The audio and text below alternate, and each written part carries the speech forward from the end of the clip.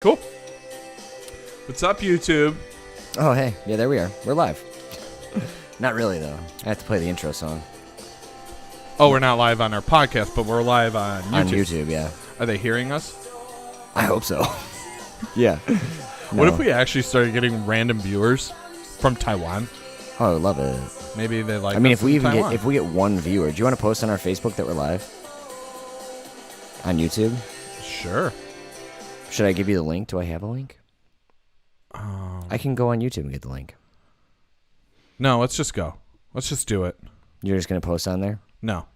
Why not? Okay. Gave up so easily. Why not? Fuck it. I don't care. If we have one viewer, I'll be like, Yeah. dope. I don't think we will, because I don't think we've done enough to actually establish ourselves. We in had a the viewer algorithm. last time that wasn't me. Wasn't it me? Maybe. Don't break my heart. All right, let's do this shit, dude. I'm gonna right. play the intro.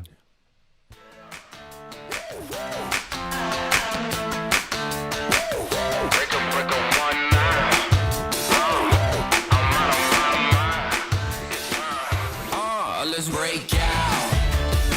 Come on, let's break out. Break out. Tell everybody break out. We bout to, it's time. Let's go, let's ride, let's roll. Got me feeling so free now. It's exactly what I need. Yeah, we're knocking down the door. Turn up a little more. Hey, what you waiting for? Break out. Oh, we on the map. I can see you now where the party at. We the ones that he just let into the back. And we are live. We're live. It's happening. Always. And forever. And on YouTube. And for real. Yeah. We're actually live recording on YouTube to kind of practice Yeah. for October 3rd. Yeah. What's happening on October 3rd? I'm absolutely destroying my digestive system. It's a good thing to do. Yeah. Yeah, our Hot Ones Challenge. It's going to be fun. We're going to do it live on YouTube. I know we've done live streams on Facebook, but this is kind of our next step for the Mad Libs podcast Yeah. is to bring the community along with live streams on YouTube. It's going to be fun. Yeah, I'm excited. I think it'll be fun regardless of the viewership. Like, we've had some crazy viewership on a live stream, and we've had some like lower viewership Yeah. on a live stream, and it doesn't really matter. We always have fun with it. Yeah. And I think this will be even more fun because we have content that is going to make us look very foolish. Yeah. Do we have any Fireball left? There is definitely a bottle at my house, but I will absolutely be sure that there is a full bottle. Yeah. You know, I got some new hope, actually, about the wing challenge. Yeah, I got some Empire Strikes Back. You like that? I have some Return of the Jedi. All right. But I looked up the actual Scoville units of the hot sauces. Okay. So we're fucked when it comes to Apollo, 'Cause which that's- is the hottest. Yeah, it's 2.5 million plus. Yeah. But the other ones, I mean, Da Bomb is even only like 135,000 Scoville units. That's it? That's what it says on the website. And also, when I watched Hot Ones earlier, like it jumps basically like, so the hottest one before Apollo is only like 650,000 Scoville units. So you have a huge jump, but I feel like a little bit more prepared. Yeah, the bomb says they're saying the bomb is 135,600 Scoville units. Yeah.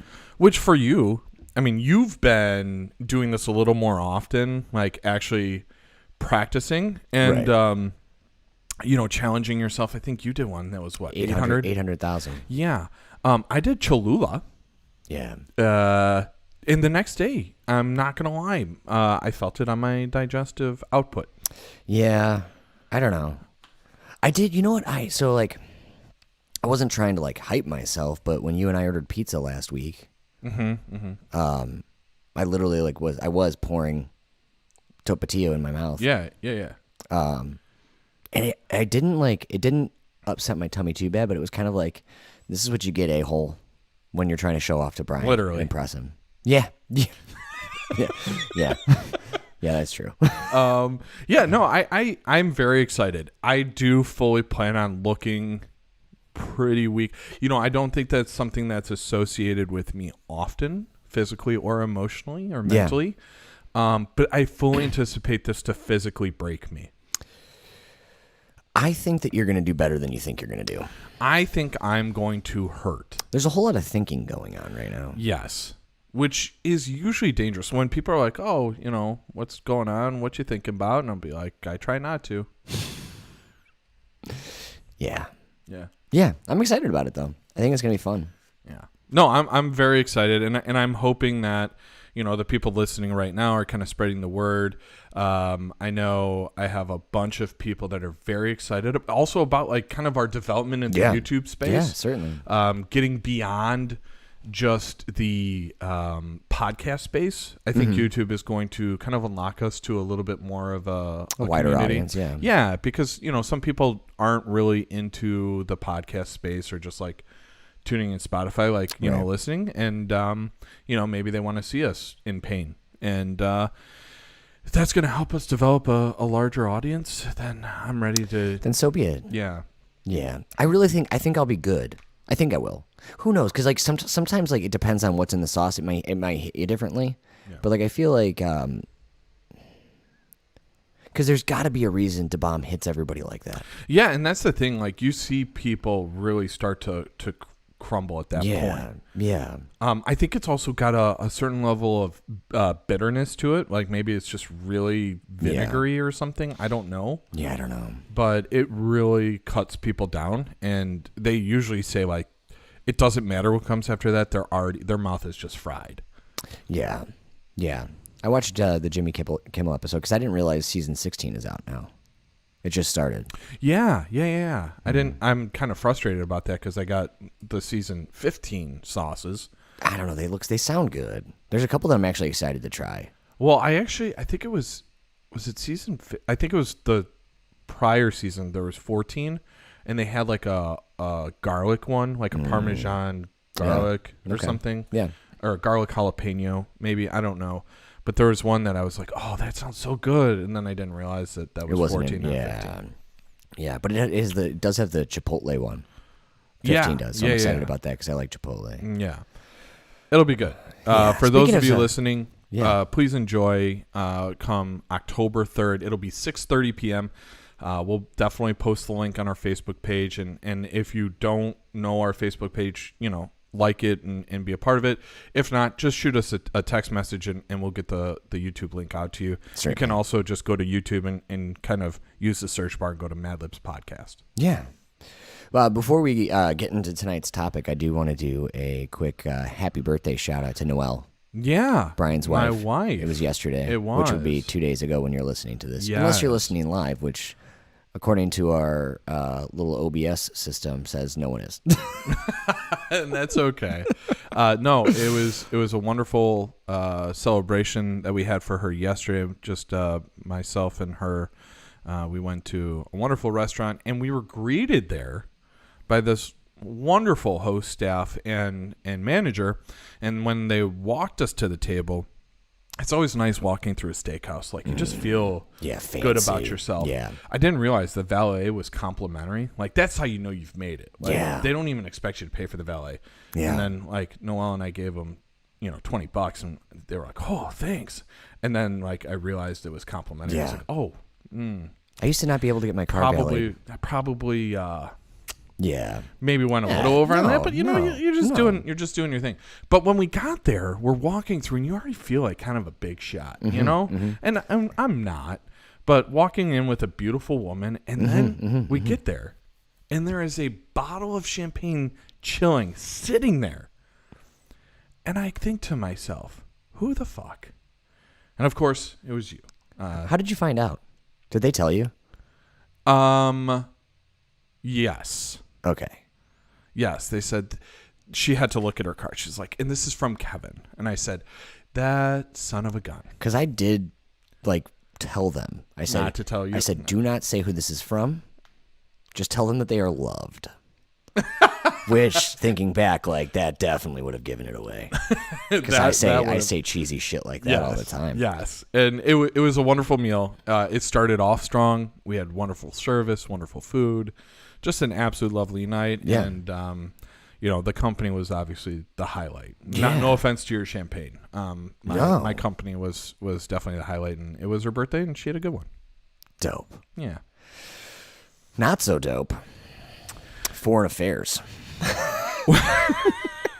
I love how you always critique my segues. And mine are like the bumpiest, harshest. Like, yeah, dude. Yeah, I mean, mine is like if a Segway fucking went off a cliff. No, your segue would be like America pulling out of Afghanistan. That was good. That's honestly that's like a 9 out of 10 right there. All right. That's all right. solid. Yeah. God dang. Almost like the deal with the United Kingdom and Australia. Yeah. So and more specifically, let's not forget about France because Australia clearly did. well, here's the thing. Yes, yeah, even I can do this. Yeah, Oh my God. yeah. I think we're gonna. We're 122 podcasts in, right? You can throw 300 milligrams of caffeine straight down my gullet, and I can all of a sudden start saying things. Well, here's the thing. When we look at what's going on, I must caution people. Like, I'm very critical of Democrats. Like, people think, oh, I was just a Trump basher. And it's like, no, I want to bash anyone that's not doing what I think they should be doing. Right. And I'm also going to defend a little bit of what happened with AUKUS, even though I vehemently disagree with it. I'm going to frame it in a way where I guess I get what they were doing, but overall, as a progressive American, I don't like it. Yeah. The way it was handled. And I think that's the big thing is like the decision itself doesn't upset me. Yeah. But the way it's handled and how it alienates people overseas is reminiscent of a lot of the things I didn't like about the previous administration. So, yeah, who was it that said Joe Biden was acting Trumpish? Yeah, it was definitely. It wasn't Macron, but it was, I think, like a French diplomat or something like that. And that had to do with the AUKUS, the Australia, United Kingdom, U.S. Deal working together to bring nuclear submarines over to the Pacific, the Indo-Pacific. Right.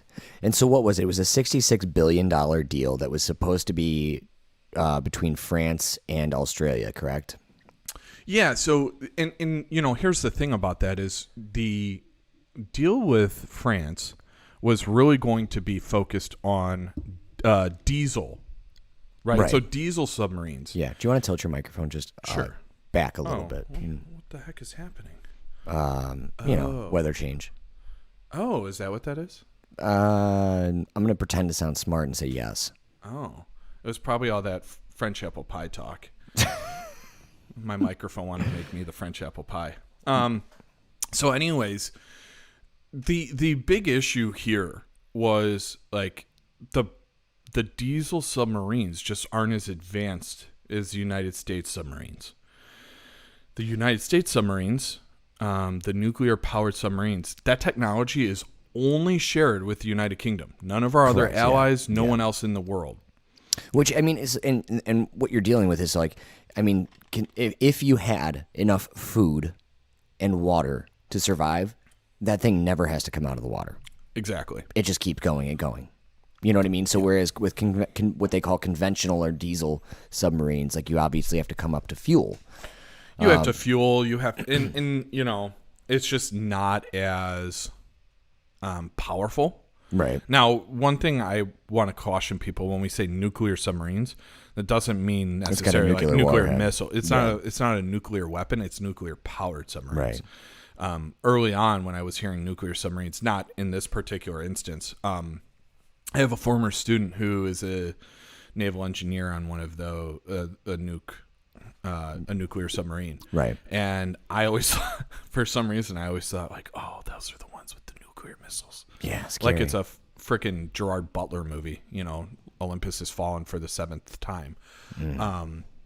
So, sharing this technology is a big deal with Australia, and it's all to combat China. And so while I do get frustrated with the whole thing, I think it's, escalating the issue and, Right. creating more proliferation.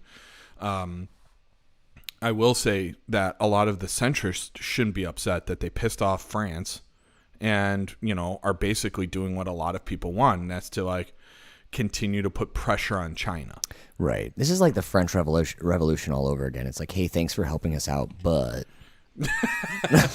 Well, and the one thing I don't like, go ahead. oh my gosh. And they provided us with naval power. This is full circle. Yeah, that's true. We're cutting them off from providing naval power to someone else. Yeah, I mean, it was essentially one of the main reasons that France is upset is they got cut out of a $66 billion deal with Yeah. Australia. Right. Those diesel-powered submarines were going to cost Australia $66 billion. And all of a sudden we swoop in and say, hey, we got better submarines. You want them?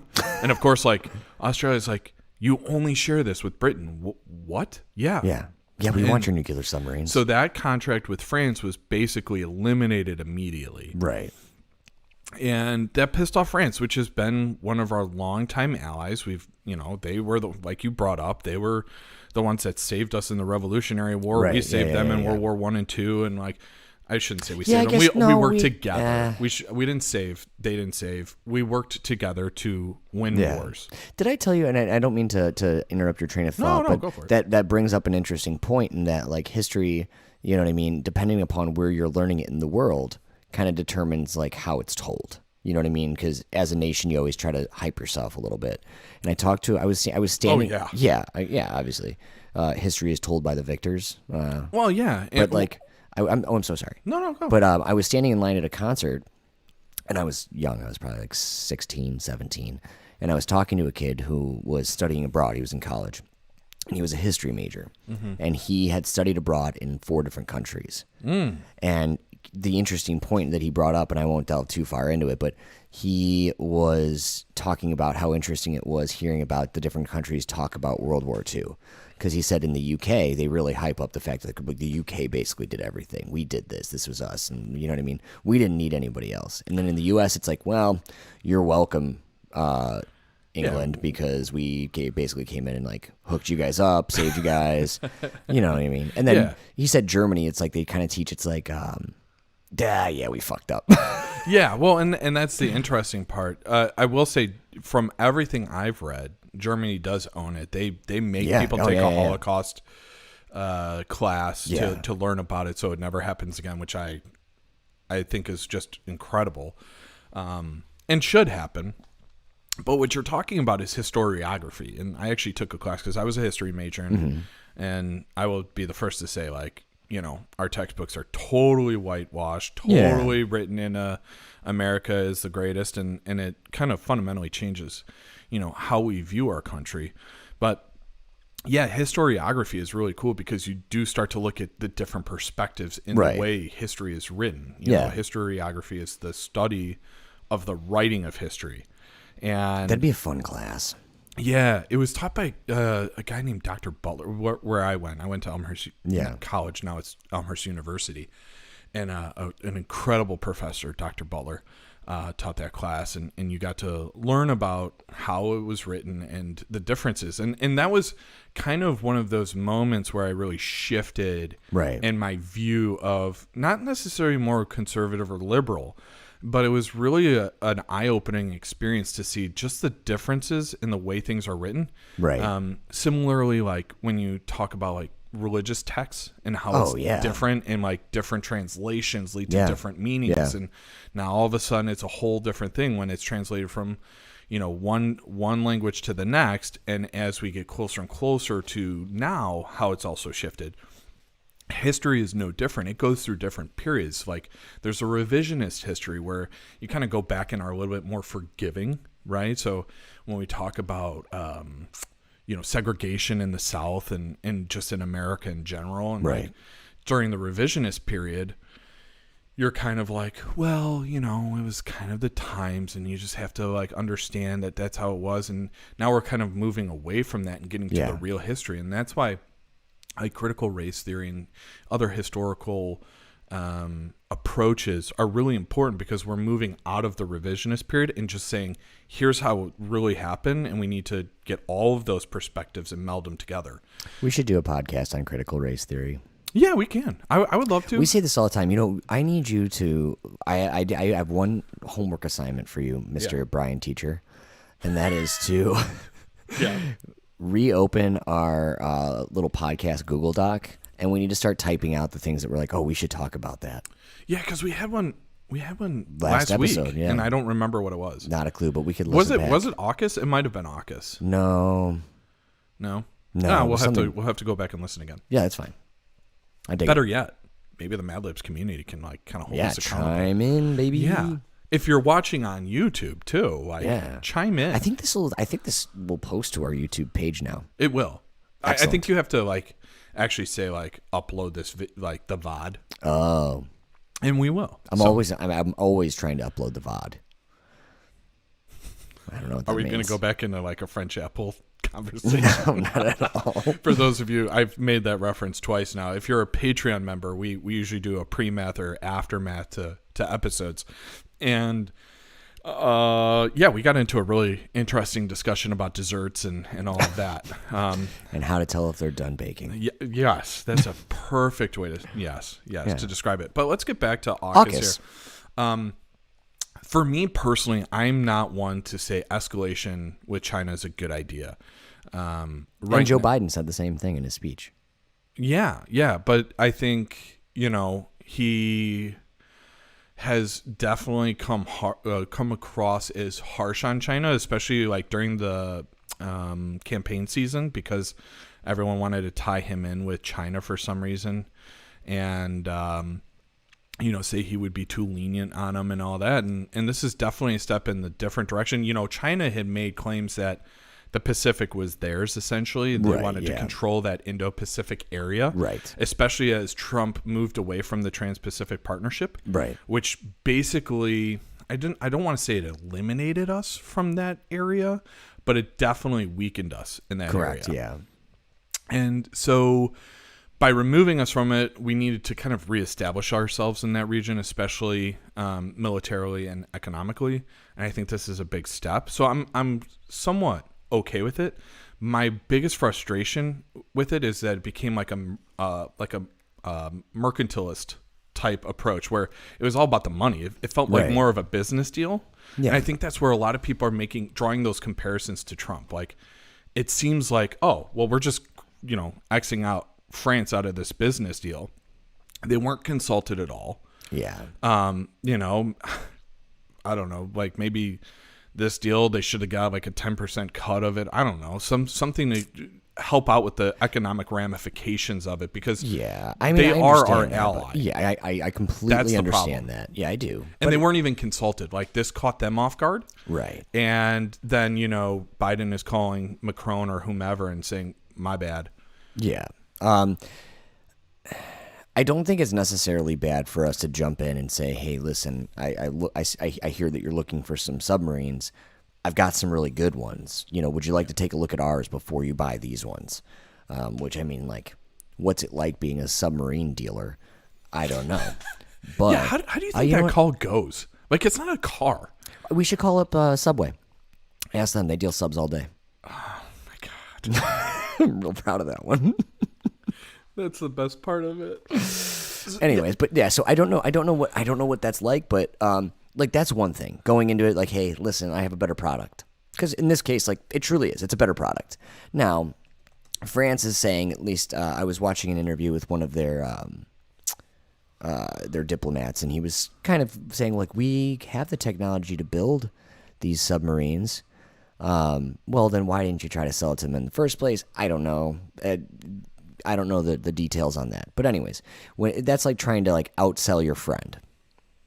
It's like when your buddy goes in to try to broker some deal. Yeah. He gets the contract, he's all excited, and you come in behind his back and you're like, hey, like, my buddy told me you were doing this. That's a different story. Because it's not just like jumping in and saying like, no, I got this, I'll help. It's jumping in and taking $66 billion away from someone. Yeah, and that's the problem. And it's not just like, oh, I'm cutting someone out. Like, it's like me cutting you out of a deal, right? Like, Yeah. let's say after this YouTube post and this podcast post, Spotify comes in and is like, hey, Brian, I'm going to, award you a deal. And then, like, what? No Kevin? No, that's not fair. We're in this together, right? We're allies. Yeah. And so, France is an ally, and there should have been talks about this, or even just a heads up. Right. Like, hey, we're getting into this deal.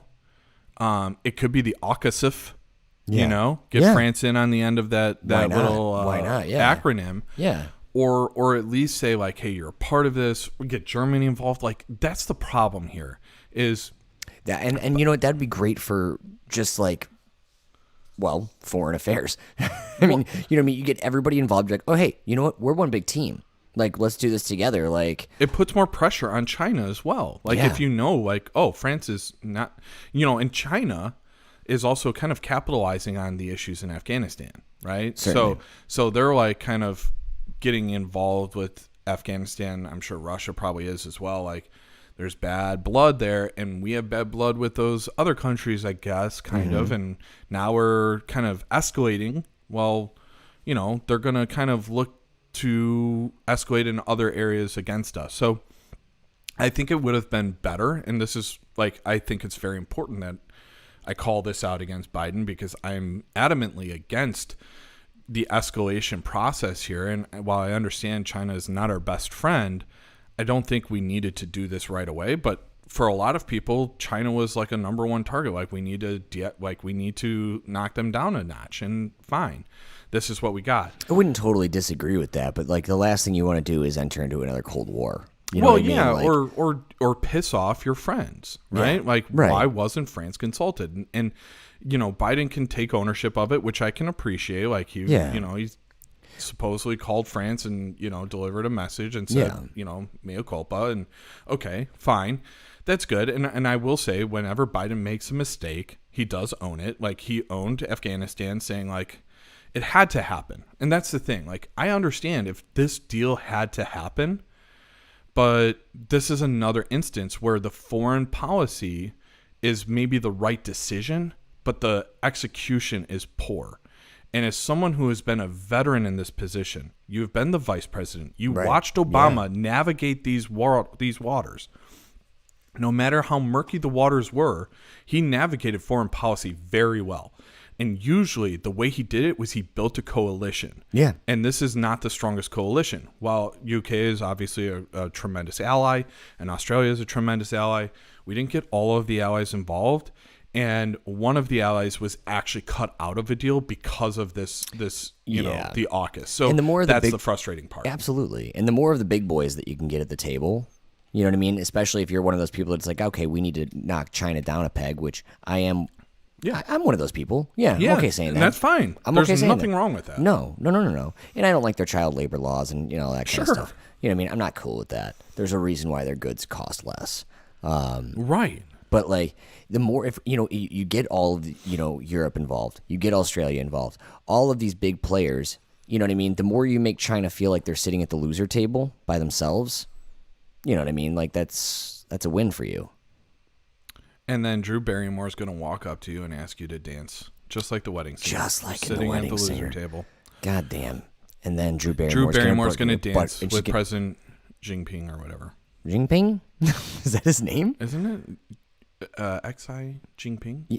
I didn't know if that's how you said it. I don't know how to pronounce it. I should. As a political podcaster, I should probably have that on the tip of my tongue, but I don't right now. Well, Unless we were preparing for a specific China episode. I wanted wanted to focus more once, on. Yeah, once we get our big deal from somebody. Once you get the big deal, you can say whatever you want. Well, no, I was just gonna say then I don't have to like work my other job and be exhausted right now, and like I can focus solely on research. Yeah. That'd be fun. So If anybody's watching our live stream right now and wants to fund us, Yep, here's still 0 viewers. So here's my issue. Well, and we didn't promote it. That's No, why. I know. Here's my issue is, like I said, Biden has had some misses, and you could probably argue that the crisis at the border is kind of foreign policy as well. It's domestic and foreign at the same time. No, it certainly is. Yeah. So that's 3 big misses right now for the Biden administration, in my opinion. I think some people are just using the AUKUS as like a way to say, oh, he's screwing up. But like, when people have been begging for a certain outcome, like we need to put China in their place. Well, this was an opportunity and it made us a lot of money. Mm-hmm. So I don't know why some people are complaining about it. But for me, I think it's a big miss. I think it upset our allies. Afghanistan was like a debacle. I think it was executed poorly, but I was supportive of the decision. I think it had to happen relatively quickly, and we saw just how quickly it fell off. Yeah, right? but and that's not necessarily like that's not a bad decision. It was good decision, bad or like poor execution. Yeah. You know what I mean? But like again, you have to put yourself in Biden's shoes. Like, how do you handle it? How are you going to do it any better? Well, and I completely understand that, and I think the one focal point I'll bring to the table as to why I'm a little bit more tolerant of these things is how many issues are going on domestically. Right. The quote unquote labor shortage. You have the pandemic on the rise. Why do you say the quote unquote labor shortage? Because that's what they're calling it. I think there's a labor shortage for cheap labor. And we can do a whole episode on that. I'm not, well, we have. Yeah. I mean, we can do another one for sure. We can talk about that endlessly. And the only reason I say that is because, I was just curious your thought process there. Yeah. So, and then you're also seeing the most notable thing right now. There's two major domestic issues. Number one is the pandemic / surge that we're seeing right now. Mm-hmm. We're back up to over 2,000 deaths a day, over 100-something thousand cases a day. We're seeing the healthcare system be inundated and overwhelmed again. You talk about, Idaho and, they're in the crisis standard of care, all of that. Yeah. My sister took my grandpa to the hospital the other day. He had a seizure. Yeah. And sorry to hear that. Oh, it's okay. He's fine. Yeah. It's still scary. He's an old guy from Tennessee. He's going to be all right. He eats plenty of bacon. They didn't give him an IV. They just gave him some moonshine. He did not get to see a doctor because they went to the emergency room and it was so filled with people they couldn't get in. Yeah. Which, like, you know what I mean? I only tell that story because, like, you hear so many stories of, like, oh, hospitals are overrun. And, like, you don't actually see it firsthand. So, like, whereas I didn't actually see it firsthand, but, like, I heard about it from a primary source. Exactly. Yeah. It's a strange thing. But, anyways. Well, and that happened to me with my appendix. And that's why I've been such a dick about it. Like, I constantly make this passionate. Let's say passionate. Yeah. The whole thing is like I witnessed firsthand not having COVID, but seeing the stress of the healthcare system and seeing how depleted the resources are. And we weren't even the hottest zone per se, right? Like we're not in the Florida, New York when it was super hot, Texas, right? Like all of those places where it just got super hot in terms of the pandemic zones. Yeah. But with that in mind, that is an absolute focus point for the Biden administration. They're doing all they can to promote vaccinations, right? Try to get vaccination mandates, and they're getting all that pushback and all of that, and fighting to continue having people wear masks, especially indoors. So they're fighting all those battles because they know the economy in general is on the cusp, one way or another, right? Like we're just about to fully feel that pumping of the engine going, right? Or we can stall up again. And with the Federal Reserve coming in, Chairman Powell just spoke and was saying in 2022 we have to raise the interest rates. So I think everybody kind of saw that coming. Yeah, and so we have a little bit more time to really continue to focus on the stimulation of the economy. But, will that happen as, surges continue to happen and businesses might have that pullback again? So there's an issue. So that's number one for Biden. Number two is the infrastructure bill. He's not only fighting the Republicans on this, he's fighting Manchin and Sinema. He's fighting within his own caucus to get something passed that absolutely needs to pass. That's kind of like taking a $66 billion deal away from your friend. Yeah, except this is a $3.5 trillion deal over 10 Yeah. years. Yeah.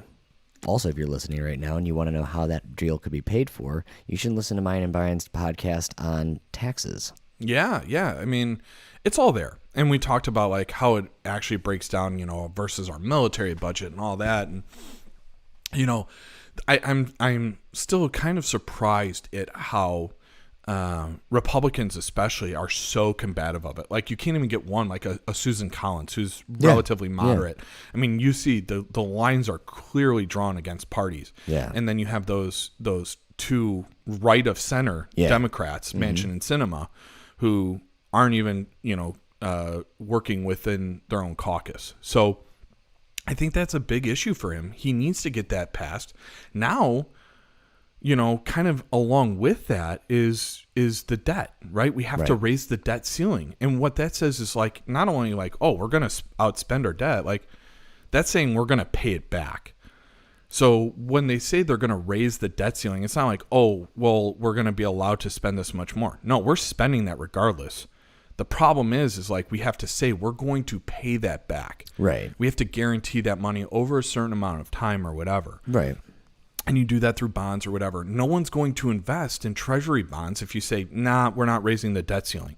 So we're never going to make that money back. Yes, we have to pay it back with interest, but we're never going to pay.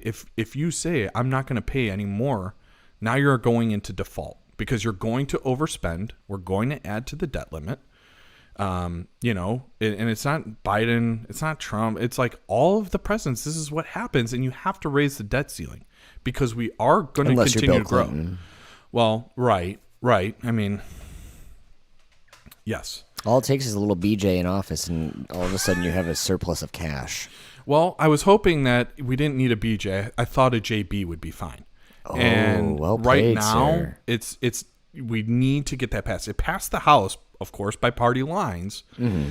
And I guess, Manchin and Sinema have said, well, we might not pass that or whatever. And now the House is going back and saying, well, we need it to be in conjunction with the infrastructure bill. There are some progressives that are going to tank the whole raising the debt ceiling if we don't pass the infrastructure bill. You know what would be great for the Democratic Party is not sending like lawyers and just career politicians into the House and into the Senate, but sending salesmen. Yeah, Just they do a terrible job of selling. Yeah, I mean, just I don't know, go to like frickin' some big corporation and say, "Give me your top salesperson." Just make it a Michael Scott move. Yes, I'd like to know who your best salesperson is. Yeah, can you put me on with them, please? I mean, it could work. Here's the thing about sales, and I've been in sales. Mm-hmm. When I exited teaching, I got into sales in 2 different companies in the tech world. Yeah. And the one thing I've learned about sales is it has nothing to do with pushing a sale. It's usually understanding the pain points. Right. Right? And so, like you said, the Democrats need more help with learning how to sell. Mark Cuban said, like, it's not telling them what they need to know about your product. It's asking the questions, what do you want? And then how can you deliver on that? And if it's not a match, it's not a match. Right. But the people want everything in the infrastructure bill. Yeah. We want our tax dollars going towards roads and bridges and, cable internet. Yeah. This is our house. It's time to update. Right. Exactly. We've been here long enough. So we've been here, like you think of a home like, oh, we've been here 20 years. We want to update the house, right? Yeah. Okay. That's what this is. We've been here 200 something years. Mortgage it's time to update the house. Mortgage is paid off. It's time to invest now. Right. So, that's a big deal. And I think that's kind of distracted Biden from the foreign policy. It's not fair, but I think those domestic issues are so huge. Yeah. You have to clean up your own kitchen before you start to worry about other kitchens. Which is funny because you kind of see that with China, because obviously China is going to, you would think China would be very upset about this whole, nuclear submarines coming into what you were calling your area of the ocean. Yeah. And they're not really overly focused on it right now. No, and it's probably because they're focused on Evergrande. Yeah, they're on the verge of possibly sending shockwaves throughout the global marketplace. Because if you go back and listen to our last episode about Evergrande, it's a big deal. It's not just some small, You know, this isn't like Sears going out of business, you know, which is like was a huge company in American history and like all of that. Big Then all bummer of a for sudden- big bummer for Hoffman Estates, Illinois. I know the last one in Illinois closed, which is crazy to me. It was like 3 weeks ago. The last one. Where was it? Was it Woodfield maybe? I don't remember. I just remember. I just that would remember make sense, seeing yeah. the last one in Illinois had closed like Yeah. 3-4 weeks ago. Yeah. But this is you know, a Lehman Brothers over there. Now we talked about it last episode, so I'm not going to dive back in. It's okay. They think they're probably going to get out of it without, you know, having to China bail them out. They think they have the assets and resources to kind of maneuver and navigate. But they do have to focus on that because, you know, if Evergrande were to default on their interest payments, which was supposed to happen last Thursday, maybe they got an extension, I don't know what. But because they're still figuring it out, they haven't released Well, they had the 30 days to details. pay after that. Yeah. So, you know, they haven't gone into default yet, but, you know, China has to be very, very, very careful with, you know, the effects of that collapse on its own economy. And so, yeah, no, they're not, you know, laying claim to this whole Indo-Pacific area like they once were because Right. they have to focus domestically. And that, I think, is what has kind of harmed the Biden administration is they're trying to focus domestically. Like, Yeah. we're not hitting the vaccination rates that we thought we would. We're not hitting, you know, a decline in the pandemic. So there's just so much going on. But at the same time, like, this is what we do. We hold our politicians accountable. Right. And Yeah. and I'm the first one to say, like, no, I don't like what Afghanistan I can kind of forgive a little bit. For me, like, personally, I understand the missed execution there. I cannot tolerate the missed execution here. I can't. AUKUS, it didn't have to happen right now. There was no need to cut France out. And a mea culpa, just for me, isn't enough. And now Who we've had made that decision though? Who signed off on taking that submarine deal away from them? You know what I mean? I don't really That's know some- because that's- Blinken dodged the questions. Yeah, he did. Like, he's the Secretary of Secretary of State, and he just maneuvered around it and didn't really answer the question. So I think he had a lot to do with it. I think, you know, Biden essentially has to sign off on it. Right, But exactly. supposedly he came out and said, like, he was kind of, you know, caught by surprise at the execution of it. So maybe he thought France was going to be, Involved, yeah. involved, or not necessarily involved, but at least made aware of it. Yeah. Where he wasn't having to call and say, like, oh, sorry guys, like, I thought the secretary was going to send that memo along. yeah. So I don't really know. And you know, there's obviously gosh, I'm being so gentle with Biden this evening, but It's because, you know, I'm coming after him. nah, barely. You coming after him is like a kitten coming after him. Me, it's No, more like this a is how I would go after Trump. I think it's bullshit what happened. Oh my God, don't make that comparison. Well, because it's not as bad. So, you know, here's the thing. It's like people are going to say to me, like, oh, well, you know, you're going after Biden. Like, look at what Trump did. And, like, yes, in the first year of Trump, like, we had the Muslim ban and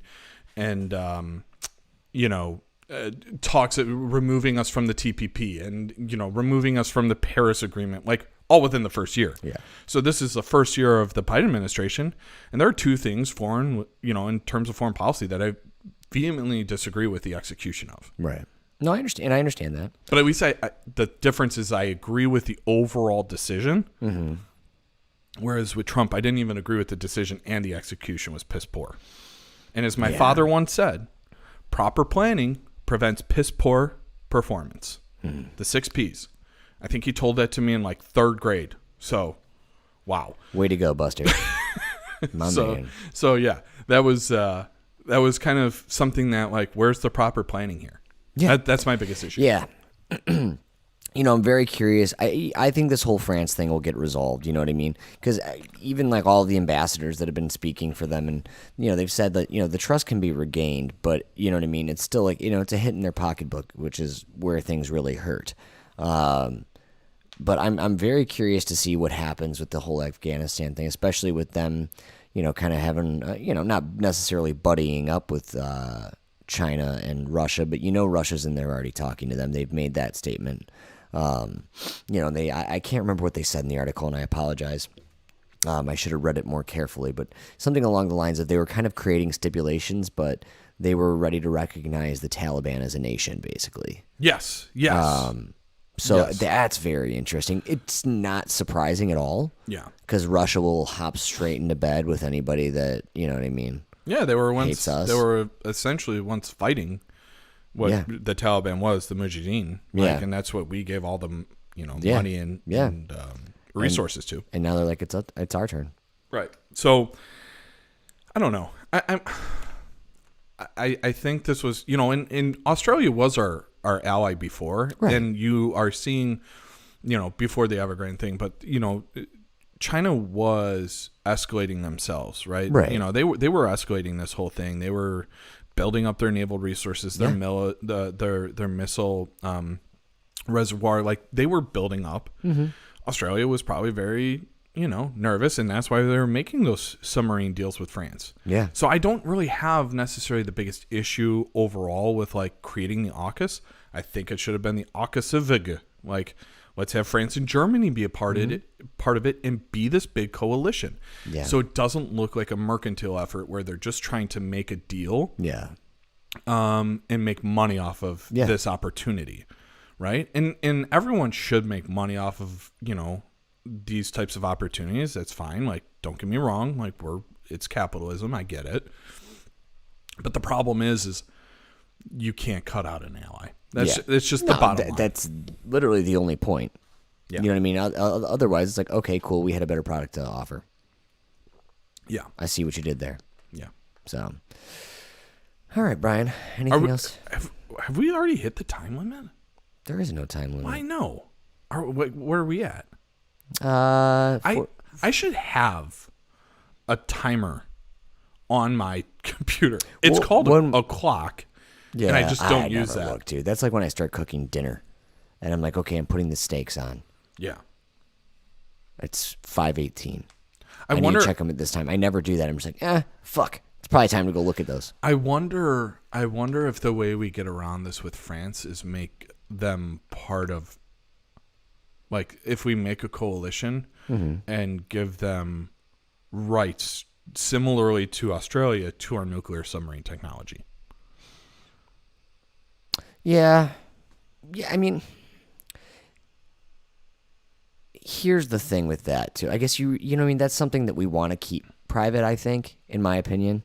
Why? I mean, the United Kingdom already has it, and now Yeah. Australia does. Yeah. And France. Why don't we just give them a couple of nuclear subs? That's what I'm saying. Yeah. Okay. Yeah. I'm not saying. I thought you meant like give them the fucking blueprints. Well, I mean, they'll have them Basically by. do, Yeah. yeah. If you have the sub, you have the blueprint. Yeah. But yeah. It's like, okay, cool. We sold this many. We made this much money.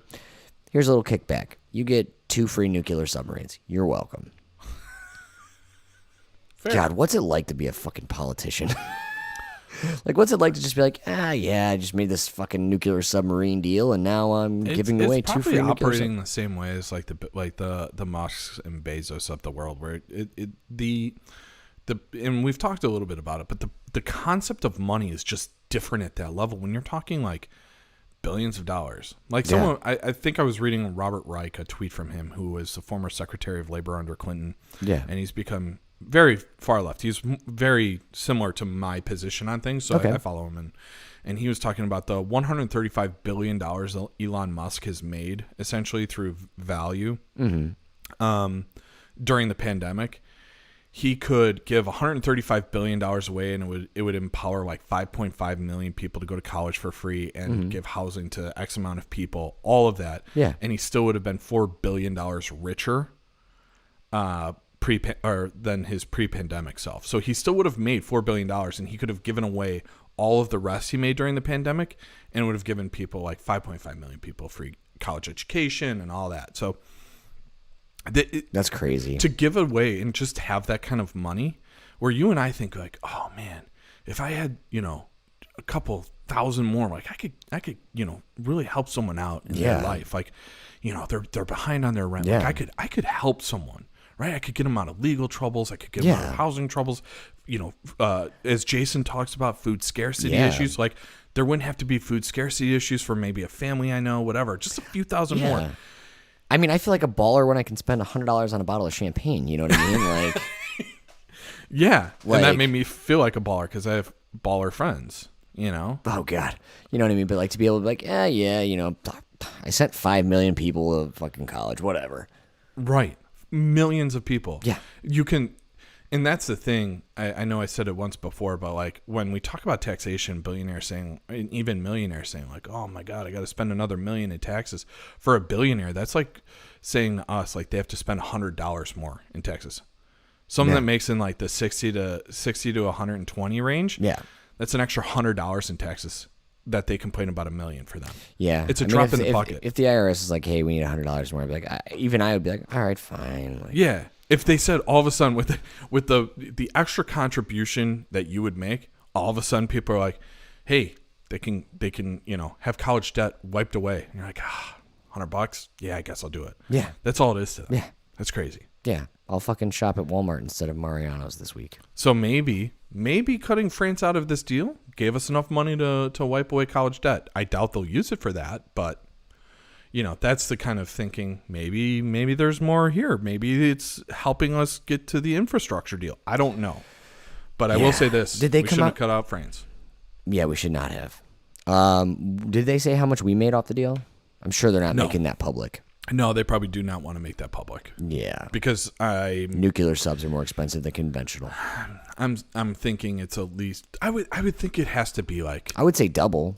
yeah, or I'm like maybe they got a deal for like 100 billion. It should have been like 120, but like it's also helping us escalate or like catch up to China's presence in the Indo-Pacific. Yeah. Interesting thoughts, my friend. Yeah, this was a good one. I'm hopeful people learned a lot about what AUKUS is and our feelings about it. Hopefully people can say like maybe Brian isn't the most biased person, but can't please them all. You can't please them all, Kev. Fuck them. That's what my dad always says. It's like my dad has said a lot of cool things. Nothing quite as poignant as your father, but actually I take that back. He does. But one thing he always says is, and this is like something that actually stuck with me, is that like, whenever somebody like says something mean about what you're doing or critiques you, not critiques you, but like talk shit, I guess. That's his thing. Fuck him. And my dad can do that. He can just fuck them. They're gone. They're out of his mind. He's not thinking about it anymore. Well, see, I want the hate. Bring the hate on YouTube. Leave a comment. And for those of you listening at home on your podcasting source, whether it's Apple Podcasts or Spotify, make sure you like, subscribe, pass the word, build up this community. We're happy to have you. All right. Do good. Be great. Love you guys. Love you. All right. We're still live feeding to our 0 viewers. Sick. I told you we should have put it up on Facebook. Oh, well. Yeah, that's fine. But I kind of didn't want a but bunch of people because I'm not wearing a flattering hoodie. To be Oh, dude, I'm not wearing a flattering that's fucking thermal. Yeah, but you already look good. Stop it. It's I'm a serious. backwards hat. So that was honestly my first thought. I was like, oh shit, I didn't want to look at myself. Well, I what's don't wanna cool look is, too and fat. what's really neat here is actually, and we don't even have the thing plugged in, but we are able to live stream that the whole time, with no interruptions. Wait, what? Normally, when we do live feeds, remember we've had issues in the past. Oh yeah. Yeah, nothing. I mean, it's going to be even better when we have like. Well, I think when there's more of a presence and there's Yeah. a chat going on, it could. That's why the Ethernet will be important. Yeah, it's going to be awesome. Yeah.